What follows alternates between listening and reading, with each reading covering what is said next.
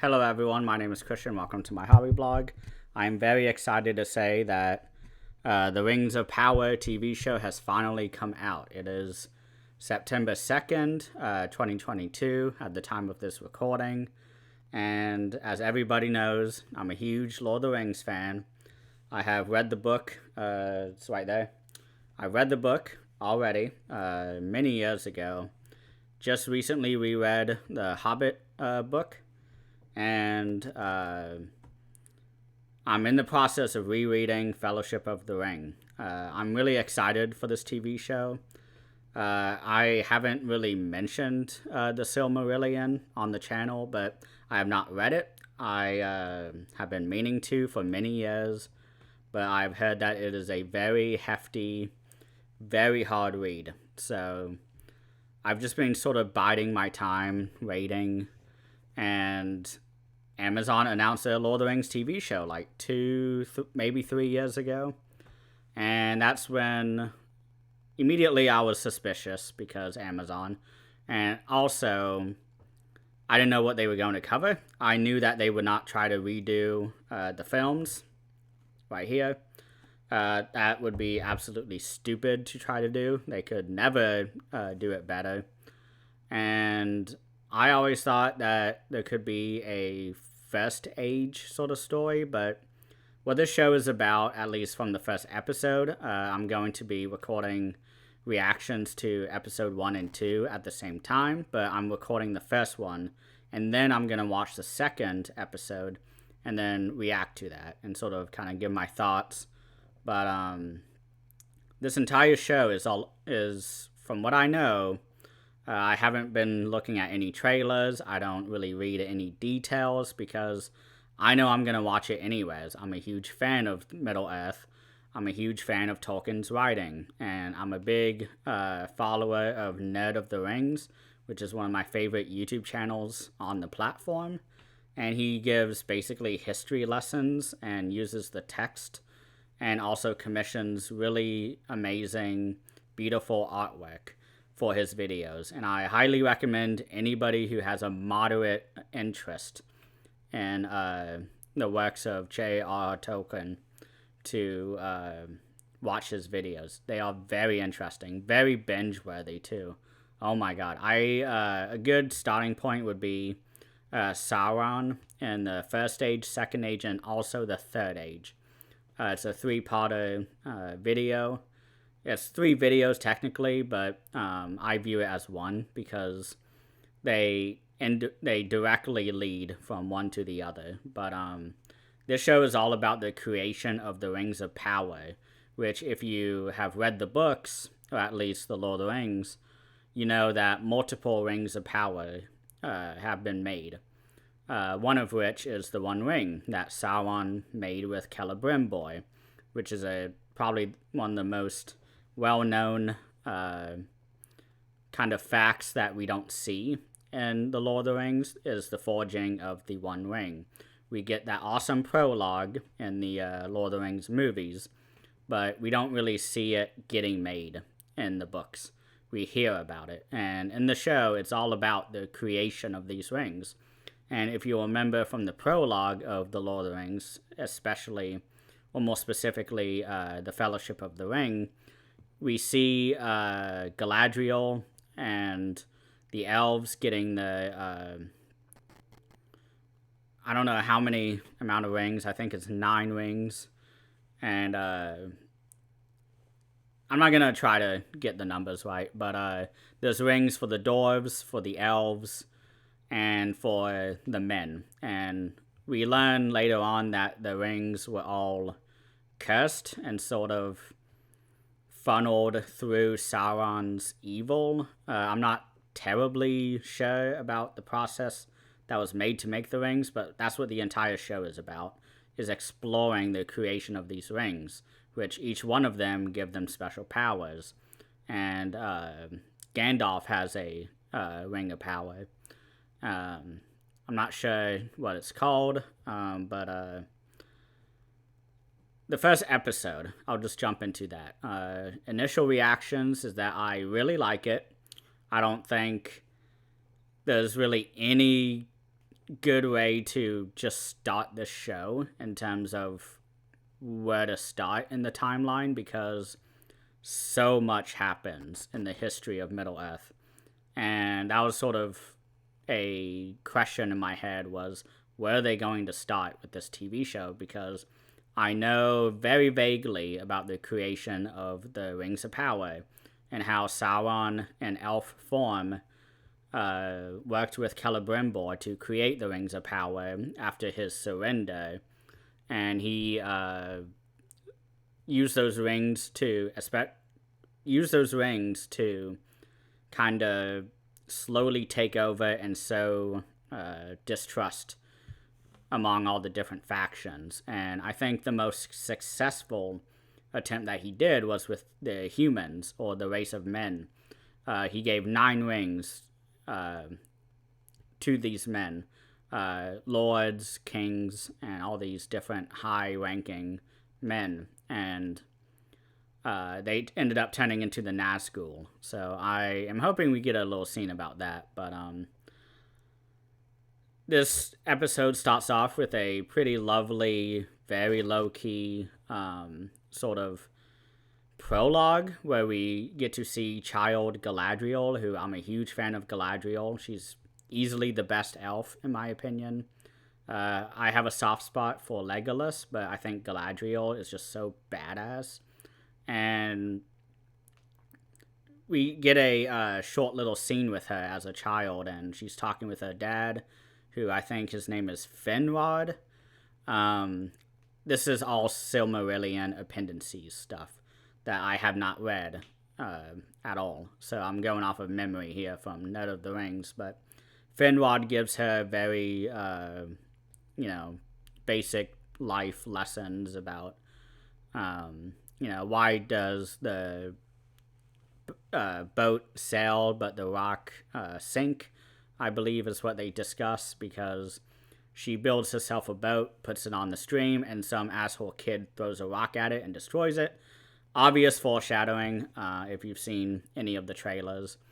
And after that, we see grown-up Galadriel, and we get an awesome prologue, just like in Lord of the Rings, but it's quite different.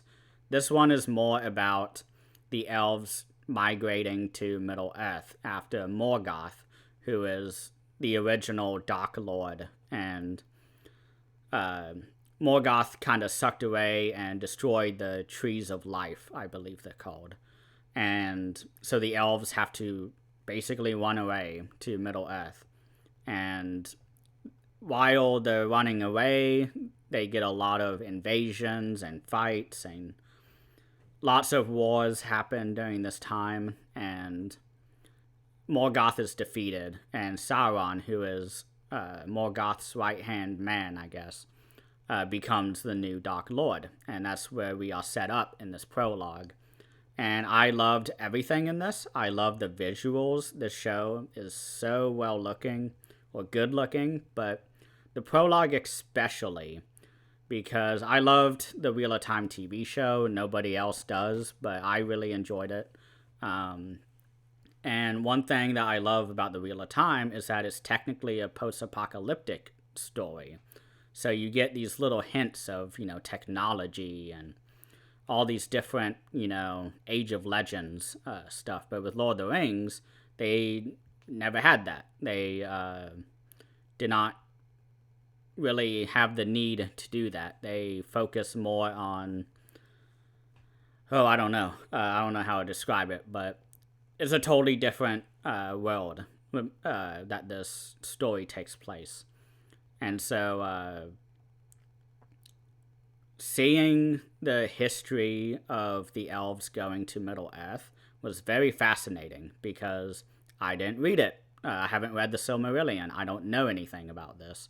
I've only seen a couple videos on it on Lord of the Rings, but a lot of questions were answered, and I have a feeling that a lot of people will not like this episode in general, but especially the prologue, because they will think that this is basically copying the Fellowship of the Ring prologue, which I do not agree with at all when I am sitting here talking about it, because I just jumped off the episode and just went right in here and started recording. But one of the big things that the show really needs to do is to keep it simple. They really cannot go into the boggy details that is the Silmarillion. There's a time and place for that. I think for the very first episode, they have to draw people in. And that prologue did exactly what needed to be done. They really established the stakes of where the fuck is Sauron, and where are the orcs, and talking about how there's been hundreds of years since there has been any activity from Sauron or the orcs. And we get a lot of establishment of these different characters, the main one being Galadriel. And we also meet Elrond, who I'm very happy to see. He acts just like he does in Lord of the Rings. And there's a few moments during this episode that I was really trying not to think of the movie trilogy, because there are many moments throughout this first episode where something will look the same as, in the movies, or there will be a line that's a little close to another line in Lord of the Rings. And this show is really treading that line for me, where they're not doing any explicit callbacks to the Lord of the Rings movies, but you can see that they really took a lot of the visuals and sort of style of the movies for this, and I am okay with that. I am happy for it, because it keeps the continuity straight. And I think a lot of people will not be happy with some of the changes, because I know that at the end of the episode we see a meteor fall to Middle-earth, and all of our different characters, we have our Harfoot character, who's a young woman who is a Harfoot, which is the original hobbits before they became hobbits. And we also have our elvish protagonist, and I don't know his name, but it's the archer who he has a run-in with some guy, some kid, and he smacks his cup out of his hand, or smacks the cup out of the bartender's hand, and the bartender tries to punch the kid, and the elf is like, oh, fuck you, it's okay, everything's good. And he's having a relationship with one of the women who, she has a son who is denying all these claims of this sort of elf and human love relationship, which there's a really funny line in this sort of scene where the son is kind of pushing back on these rumors. Or, no, I'm getting it all messed up. I apologize, but the elf who is in this relationship with this woman, he's talking with his warden god or whatever. They're at an outpost in a tower because they have to keep their eyes out for Sauron and orcs and whatever, although it's been hundreds of years and they don't actually believe that Sauron is still around. But his buddy says, hey, there's only been 2 cases of an elf falling in love with a human, and both end in tragedy. And in my head, I was like, they need to change it to 3 because of Arwen and Aragorn, or Erilindil, or Elendil. I forgot his name, whatever Aragorn's king name is. But we see all these different main characters that we see throughout this episode reacting to this meteor falling, and it's in all the trailers. A lot of these images in this episode are from the trailer, so I'm very happy about that, because that means that I haven't seen much else beyond that. I, of course, don't watch trailers, but I see a lot of the clips when I'm scrolling through social media where they're advertising the movie or the TV show, and they always show the meteor coming down, and I always thought that was something with Sauron. And in the episode, it's actually the original dwarf or somebody. It's somebody legendary in Dwarven lore, I guess. And I guess it's the Hotfoot woman. She witnesses the meteor come down, and we get an awesome shot of a couple Ents reacting, where they slowly turn the tree-like body and they watch it. And thankfully, there was nothing else. I did not need to hear. Oh my gosh, what is Gimli's actor's name? He did the voice of Treebeard, and I'm so happy we didn't get a treant talking just yet, because that's not the point of the scene, in my opinion. It would have been very off kilter for them to be like, ooh, as the meteor is falling. But this original Hobbit woman sees the meteor come down. She goes to the crash site, and there's a naked dwarf on the ground, and she's like, what the fuck? And the episode ends. And all I know about that dwarf is that he's Durin, I want to say. He's the original dwarf who brought the dwarves to the mountains and saw 3 stars in a pool and was gifted or something. I'm very fuzzy on these details from the Silmarillion because I've only seen the videos again. But I know there have been a lot of complaints. This is my original point that I was talking about like 30 minutes ago. But one of the main points that a lot of people were kind of complaining about is that the showrunners discussed how this dwarf character will be a accumulation of 3 different dwarves of the same family. Because there's the original one that crash lands to Earth or whatever. And then there's the son and then another son. You know, so he's the grandfather. And the showrunners were pretty clear, like, hey, we're not going to have 3 different actors, you know, for the same character. We are just going to greatly reduce the amount of time that passes from the beginning of the show all the way to the end, to the Third Age, which is when Lord of the Rings takes place. But so far, I'm not really minding it so far. We didn't see any dwarves in this episode outside of the naked one that is sort of out of frame and not very clear. But we'll just go down the list of the different plot lines that happened and talk about them generally. The first one, of course, is the Galadriel one. They go to Middle-earth. She is looking for Sauron. She goes very far north to this winter wonderland. And earlier in that scene, before they go to the winter wonderland, they establish the fact that her brother was killed by Sauron and was branded with some sort of sigil. And she is looking for the sigil, and she finds it again in this frozen wasteland. And they fight a snow troll, which was fun. I enjoyed it. Whatever. I thought it was just typical fantasy scenes. You know, we gotta go find the thing. Oh my gosh, there's an obstacle. There's a snow troll. It very much felt like The Witcher, in my opinion. Maybe because I've been reading The Witcher, and that's been forefront in my mind. But they kill this orc, and everyone, or she says, okay, we're going further north. Come on, guys, because she's with a group of elves, and they're like, we're not going with you, and they draw the sword.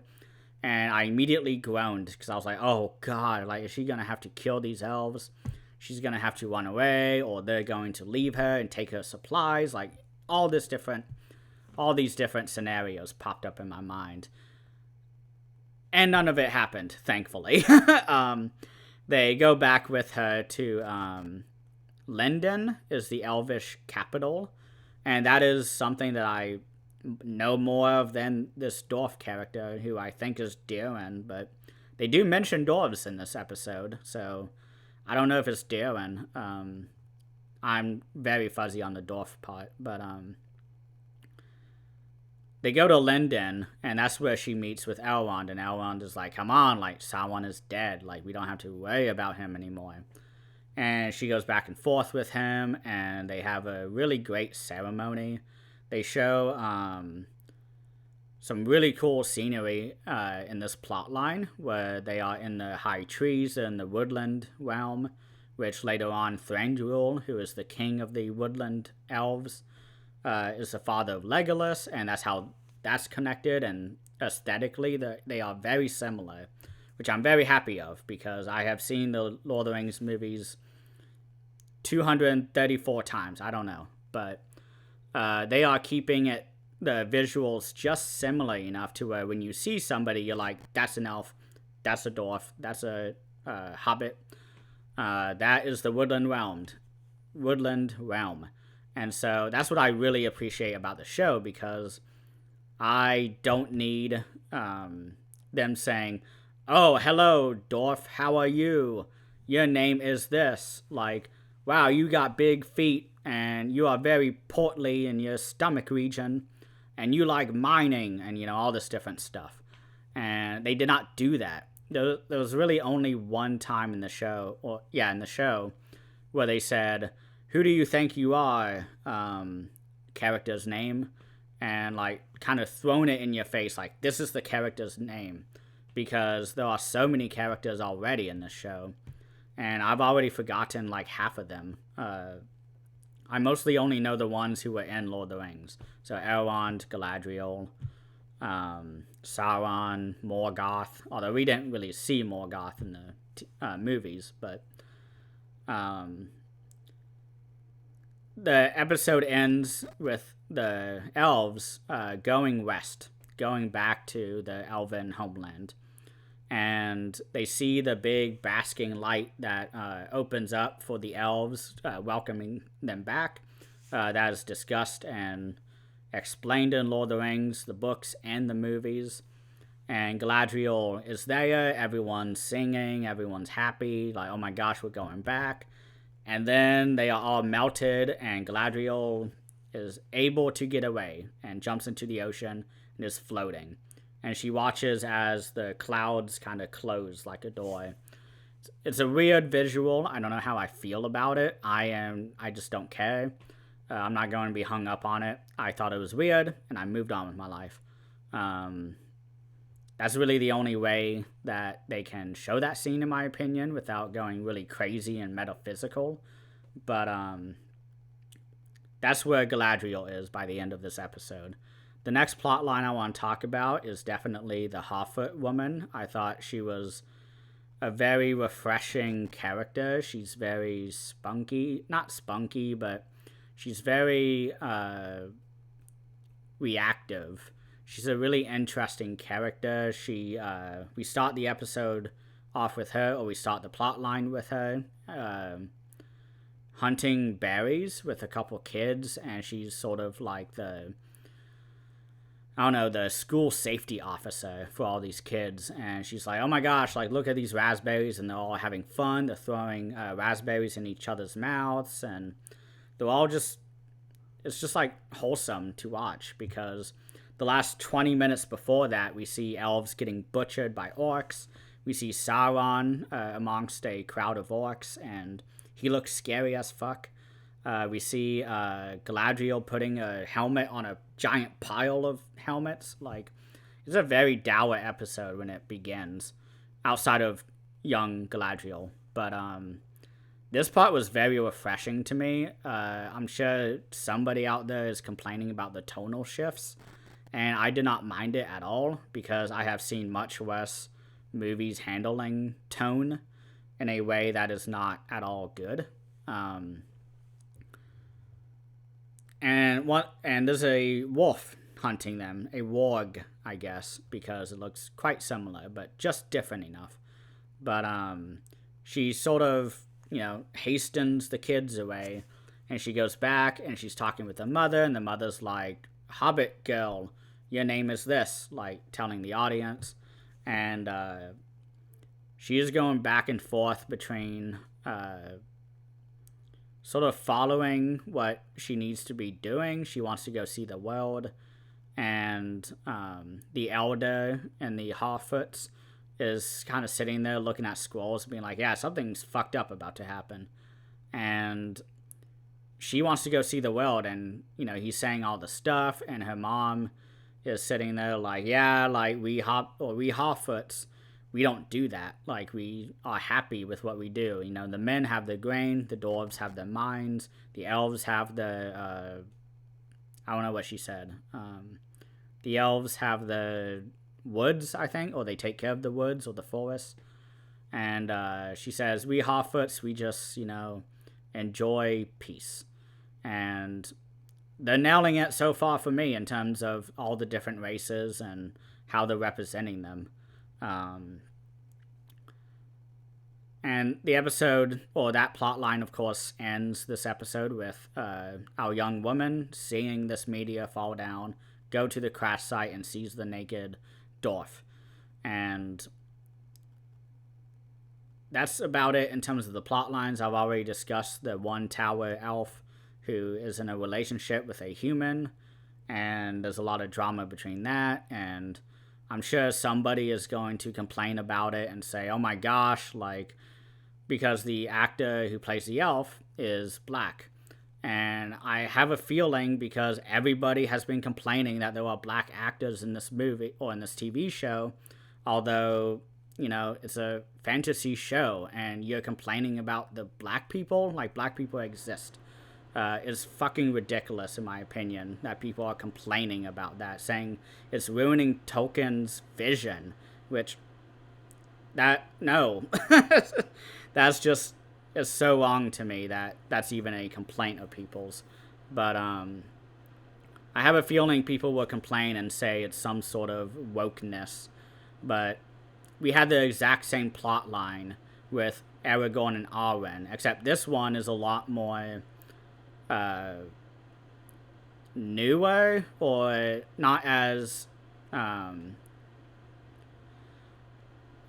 trying to think of, like, with Arwen's and Aragorn's relationship in Lord of the Rings, they had a history together for quite a while, because Aragorn is 86, I believe, because he's a Númenórean, or at least is from the line of Númenor, and he and Arwen have known each other for decades, and knew each other, or Arwen at least knew Aragorn when he was young, and these two in the show are new, and they first met, so I think it's interesting to see the relationship blooming, and for them to sort of interact with each other and learn about each other, and I'm enjoying the relationship so far.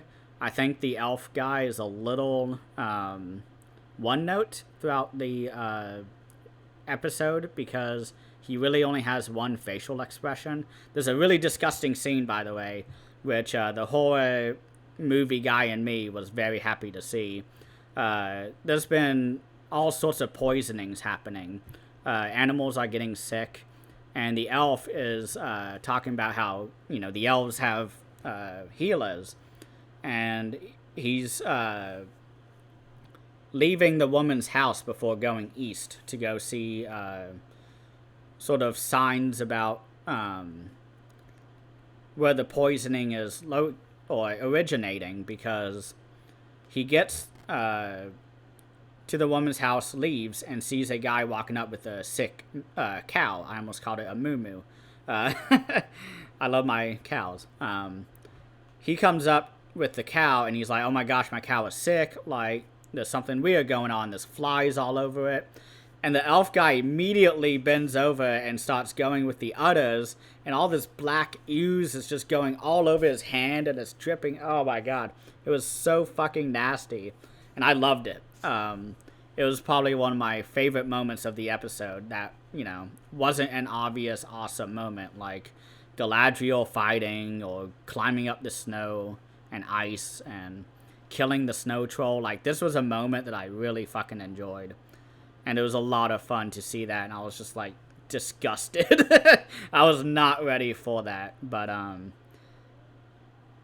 don't know what else to talk about on the show. I'm enjoying it. Of course, I'm going to be continuing, but, I really am optimistic about it, because I haven't really been able to take part in the community discussion leading up to the release of the show, but I'm really excited. I guess I've said that 3 times now in the last minute, but yeah, I'm at 30 minutes now. I think I'll just release this one and maybe watch the next episode tomorrow night.